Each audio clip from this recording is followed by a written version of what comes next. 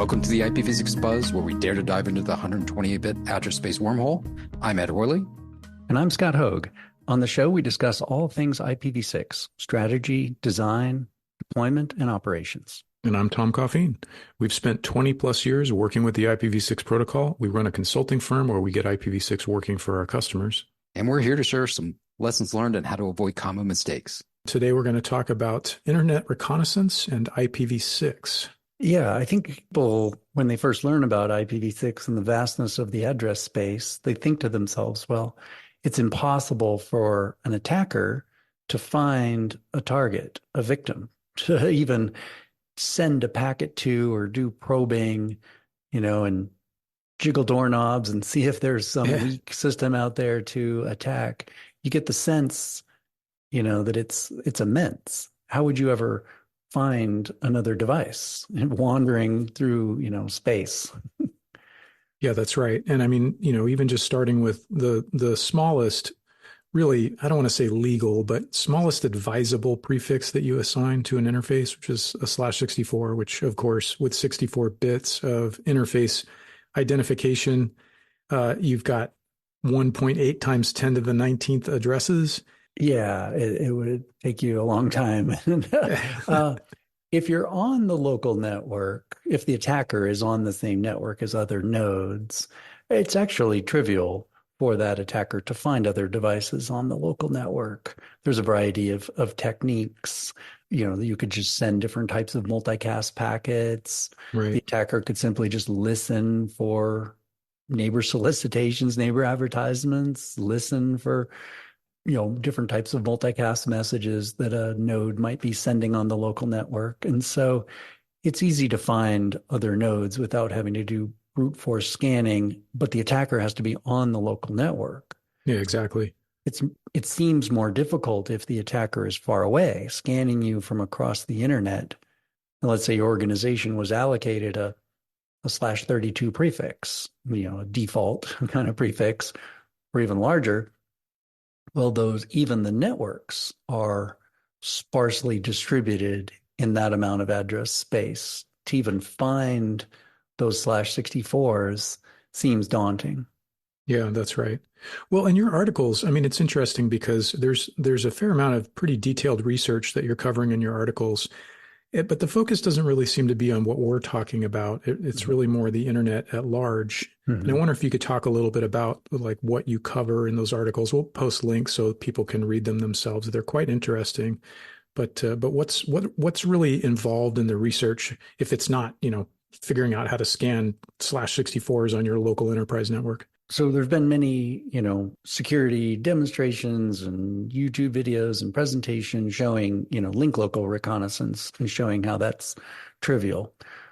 What's come about in the recent, I'd say, decade is a lot of academic papers that are finding creative approaches to remote reconnaissance, so internet-based reconnaissance, and different techniques of generating probing packets to depth find and eke out and, search out paths across the internet to find certain destinations or address space that is usable or being used, and to create scanning traffic or probe traffic of a certain type that elicits a response that might reveal that there's something there.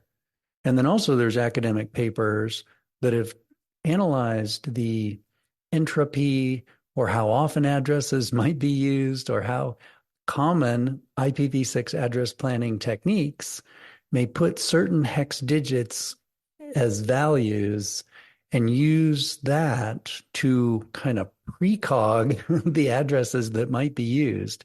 In a sense, you're predicting what addresses might be used in a certain block, and then using the probe packets then to confirm or deny that.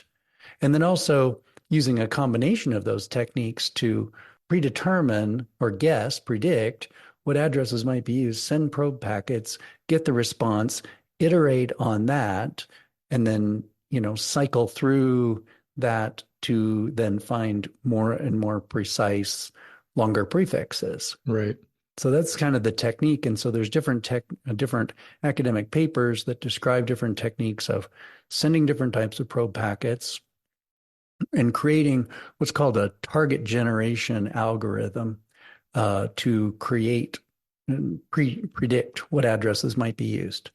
And the combination of those two interacting together in a little feedback loop reveals what's out there on the internet. And do we get the sense that that these techniques are already being used by malefactors, or is it really more just like, that we're showing what's the research is showing what's possible and possible threat vectors that need to be prepared for? But is that, do you get the sense from anything that you've read or observed that that these types of threats are actually being applied? Yeah, in fact, there are security groups that analyze the scanning traffic that comes to them and analyzing the source addresses of where that traffic originates from, who is doing the scanning and who is being scanned. And so organizations like, Shadow Server or even Akamai, they observe the scanning traffic and they're able to go back and say, well, who originated this traffic? What is the source address of the scanning and who's doing that scanning and where are they coming from? And so there have been observations of this large scale scanning that is occurring. If you're a home user, a residential broadband internet user, you kind of get this feeling like, oh no, if I have this /64 that's been allocated from the service provider's address, could someone reach me, inside of my router? And they could if your home router is built in such a way that it is non-stateful.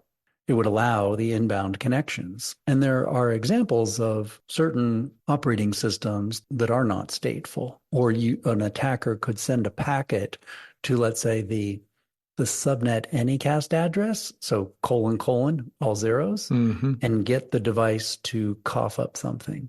Or if there are CPE devices that use EUI64 as their method of assigning their interface identifier, and then the attacker could then maybe ascertain the manufacturer and knows that certain manufacturers are weak, then they can do reconnaissance and maybe, or if you had a mobile phone that was also not stateful but yet it was doing tethering, right? The attacker could send a packet and then identify the other networks that might be behind that phone that are being shared, and those /64s. So that's one aspect. And you're limited by your CPE device, how it's built and if it's stateful and if it's blocking those kind of probe packets.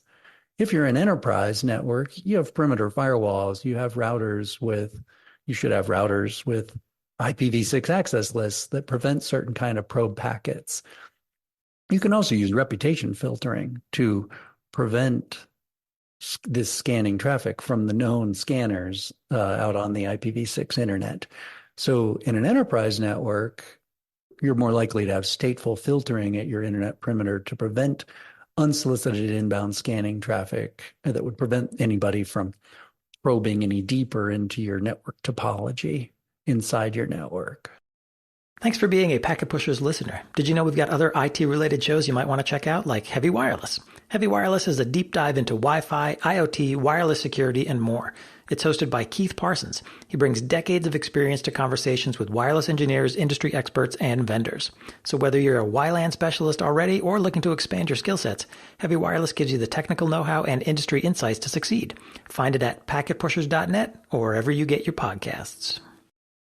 Do you feel like the CPE manufacturers or vendors have really stepped up in terms of providing enough V6 security on the devices? I know in many cases it's a question of like, is it enabled by default, or is there on the web interface of whatever your CPE devices that you're configuring, maybe there's some checkboxes related to V6 security, but there's not a whole lot of tweakability. Do you get the sense that there's a general weakness in the CPE market in this area, or is IPv6 security kind of, more like approaching a level of maturity that home users don't have to think, worry about it too much? Not that they will anyway, but I'm just saying, based on where the CPE devices are at today.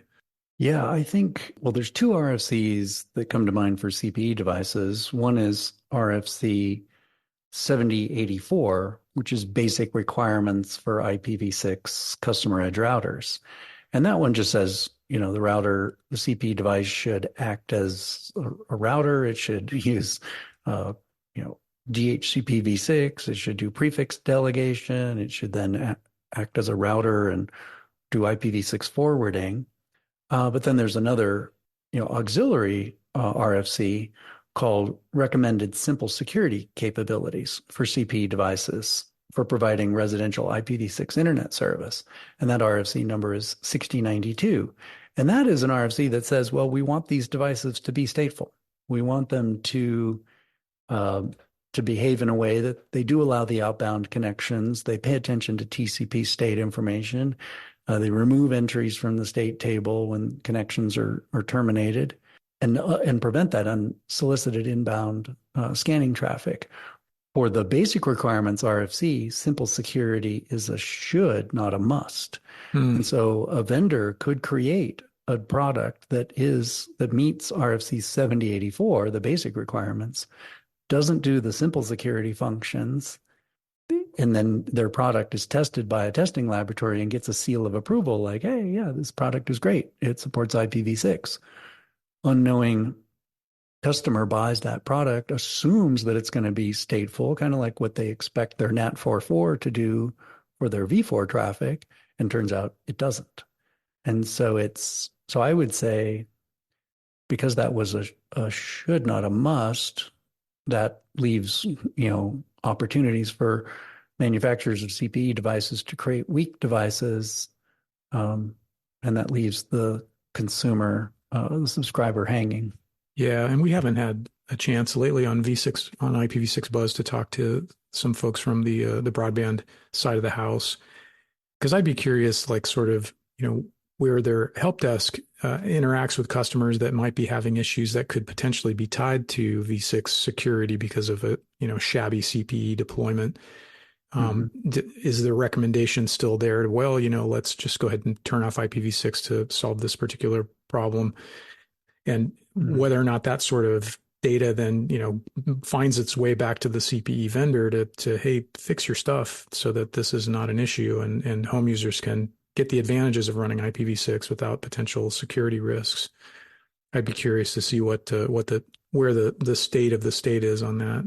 Yeah, I don't know across all the manufacturers of CPE devices. There's so many. I haven't. Yeah, there's so many. But I do know a few of those that don't do the simple security. Use the UI64. Don't do simple security. Allow probing to be done past the WAN interface towards the internal network to discover that. Right. And the way that probe packets are sent is usually by setting the hop limit by 4, and then setting the hop limit by 5, and then setting the hop limit by 6, and then kind of increasing the hop limit as you send these probe packets, and essentially doing depth finding. And then you find a device, you find a CPE device, you send it another probe packet with an extra hop limit added, and then the CPE kicks back a response that reveals that internal prefix. And so any packet that an attacker or security researcher can send that elicits a response reveals that there's something there. And so it's about tricking the device into coughing up its internal address or other addresses and things like that. So the security researchers and these attackers are finding devices, responsive devices out on the internet, and they're putting them on what they call an IPv6 hit list, where attackers may have their own private lists of responsive addresses, and they'll probe those addresses, those millions and millions of responsive devices on the internet. They'll probe them and make connections to them over SSH or different protocols, trying to find what's responsive on those addresses. And so you can go on the web and you can go to the IPv6 hit list, and you can download a hit list and look to see if your own address is in the hit list. That's one thing you can do. Yeah. But yeah, it's the attackers or the researchers are using the IPv6, hit list collection, uh, predictive scanning, target generation algorithms, active scanning and probing. And it's kind of the combination of these techniques reveal that there's things out there on the internet. And we used to think that this wasn't possible, but now we've got, academic papers that show what could be possible, and we see that there is active scanning on the internet. Well, what else on the topic of large scale internet reconnaissance should we really be exploring? I think for an enterprise, you really rely upon your perimeter defenses. But you and I, we've seen or heard of enterprises thinking to themselves, well, maybe I want to create an addressing scheme that is complex in nature to prevent someone from learning my addresses. Right?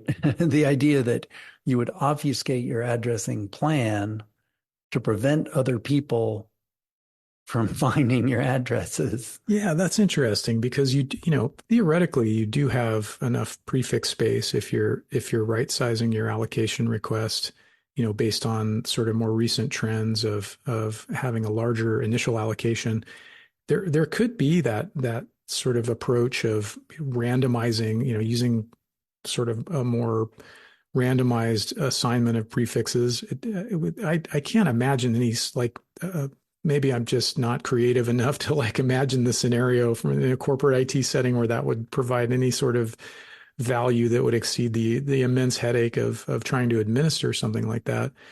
But it is an interesting point that because of the abundance of the space that's even feasible, which of course in V4 that forget it, you've got just a precious number of bits to carve out your precious number of host addresses and the right number of subnets to go along with it. So it just, it's not the same.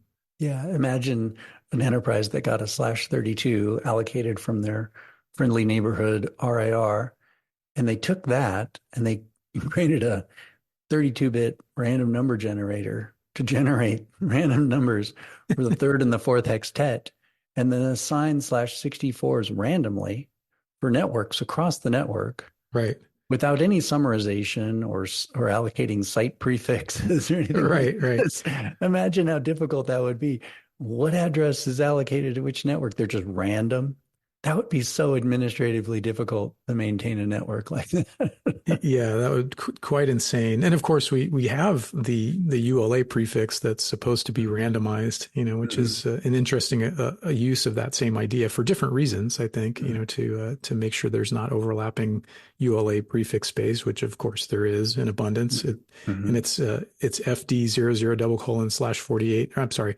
FD001, it's like everybody picks the first available network and they don't even bother to do FD. It's like FC, why not? Yeah. But yeah, I think that attempting to do the same thing in any environment that wasn't heavily automated and you had some very, very peculiar and particular security requirements, it's just hard to imagine something like that. Yeah. Just a few hours ago, I was reading a Microsoft Azure document that was talking about IPv6 networking in Azure. And it was like FD001, FD02. That's right. I was like, oh my God, this is not good. Yeah, that particular standard very infrequently gets followed. Mm-hmm. Well, yeah. Have you seen other clients trying to be creative or obfuscate their address space? Or do you talk them off the ledge and don't do make it. them realize that they can have an elegant addressing plan? The reconnaissance is going to happen no matter what. I often argue knowledge of your address is not something you can rely upon protecting you forever. Right. Someone's going to find your address. You create an orbital security model or a layered security defensive, protection method structure to prevent against that, Yeah, and I haven't encountered anything that resembles what we're just talking about related to some attempts to use randomization and prefix assignment. I actually there was a time I think when I would include it in the list of prefix assignment, methods along with next available and best fit and sparse.